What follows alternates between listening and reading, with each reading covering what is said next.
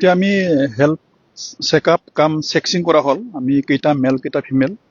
এইটো আমি কৰিলো আমি এডাল্ট মেল আমাৰ 3টা আছে আৰু এডাল্ট ফিমেল 3টা তাৰপিছত এই সাব এডাল্ট এই জুভিনাইল ফিমেল এটা আৰু যিটো মৰিছে এইটো ফিমেল এডাল্ট এটা বাকি আমি চালো এতিয়া আমি ধৰি লওক ফুড অফাৰ কৰিলো অলপ খাইছে আৰু অলপ ডিহাইড্ৰেশ্যন আছে কাৰণ ইহঁতে মানে যিমানখিনি পাব লাগে হয়তো বা 3-4 দিন ধৰি ইহঁতক কেপটিভত ৰাখিছে ৰাতিৰ ভিতৰত বেগত ৰাখিছে এইটো অলপ সাফোকেশন এটাতো সাফোকেশন হৈ মৰিছে তাৰমানে এইটো যে আলুৰ বেগত আনিছে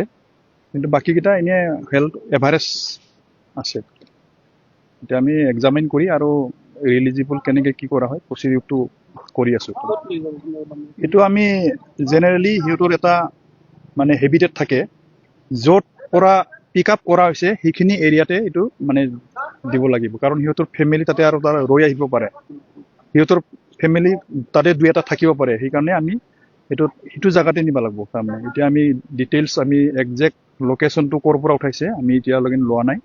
এতিয়া আমি অলপ পিছত ফটো পুছি লোৱা হ'ব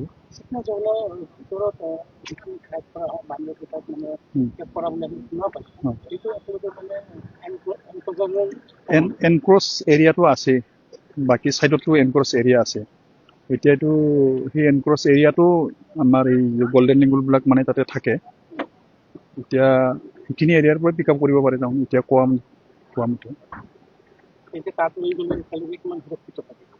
এতিয়াতো সিহঁতৰ হেবিটেট হিচাপে থাকিব কিন্তু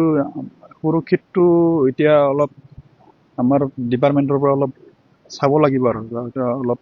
কনচিয়াছ হ'ব লাগিব ডিউটি ছুটি ভালকে দিব লাগিব